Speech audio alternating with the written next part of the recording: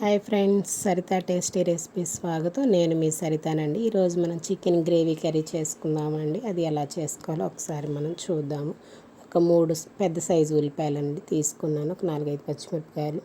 ఇవి మొత్తం మిక్సీ పట్టుకొని మనం పక్కన పెట్టుకోవాలండి. 4 టేబుల్ స్పూన్ ఆయిల్ వేసి, ఆయిల్ హీట్ ఎక్కిన తర్వాత ఈ ఉల్లిపాయ పేస్ట్ వేసేసి ఉల్లిపాయ పేస్ట్ వేగనివ్వాలండి. ఉల్లిపాయ పచ్చివాసన పోయే వరకు.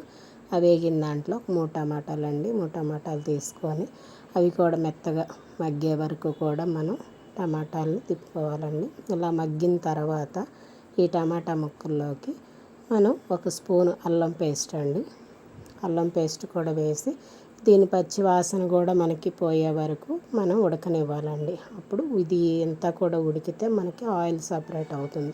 ఈలోగా నేను కేజీ చికెన్ అండి, అది కడిగి శుభ్రంగా పక్కన పెట్టుకున్నానండి. ఈ చికెన్ కూడా వేసేసి దీంట్లో మనకి ఈ మసాలా అంతా కూడా ఈ చికెన్కి పట్టేటట్టుగా మనం కలుపుకోవాలి.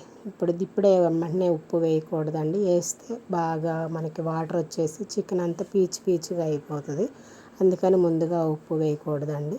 ఈ మసాలా అంతా కూడా పట్టి అదిగోండి వాటర్ వదిలింది చికెన్లో నుంచి, చూసారా? ఆ వాటర్లో ఈ చికెన్ అంతా కూడా ఉడకాలి. మనకి ఉడికి దగ్గర పడిన తర్వాత మనం అప్పుడు కొంచెం ఉప్పు వేసుకొని, పసుపు వేసుకొని, మళ్ళీ ఈ ఉప్పులో కూడా కొంచెం వాటర్ వచ్చేస్తుంది.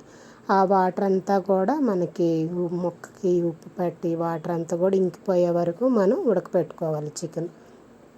ఇలా మొత్తం కలుపుకొని మూత పెట్టేసి ఉడకపెట్టుకోవాలండి. ఉడికిన తర్వాత ఆ వాటర్ అంతా కూడా దగ్గరికి అయిపోయిన తర్వాత ఒక 3 టేబుల్ స్పూన్లు కారం అండి, ఇంట్లో చేసింది. ఒక 3 టేబుల్ స్పూన్ల కారం, అంటే ఇది గ్రేవీ కాబట్టి కొంచెం మన కారం చప్పగా లేకుండా ఉంటుందని నేను 3 స్పూన్లు వేసానండి. మీరు చూసి వేసుకోండి.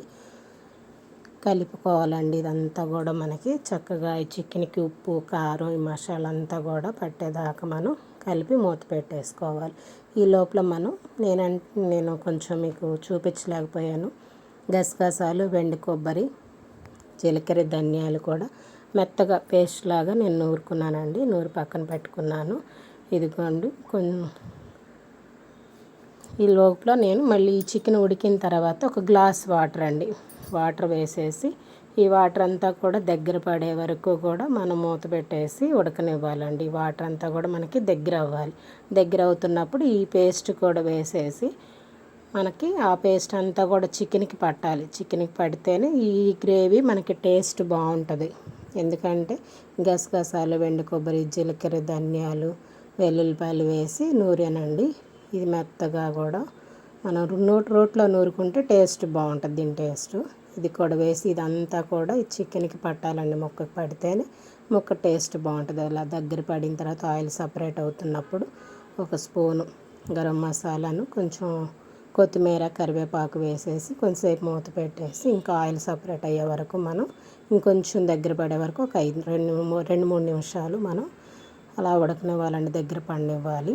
అంతేనండి. చూడండి దగ్గరకు వచ్చేసింది. ఈ గ్రేవీ మనకి ఉంటే చాలు. ఎందుకంటే కొంచెం కర్రీ ఆరిన తర్వాత చూస్తే ఇంకొంచెం దగ్గరకు అవుతుంది. చూడండి మనకి సరిపడా గ్రేవీగా ఉంది. అంటే వాటర్గా లేకోకుండా అటు మరీ దగ్గరగా కాకోకుండా ఇలా ఉంది. ఒక 2 నిమిషాలండి.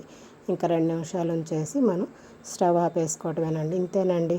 నాకైతే నచ్చింది. మరి మీకు ఎలా వచ్చిందో నాకు కామెంట్ పెట్టండి.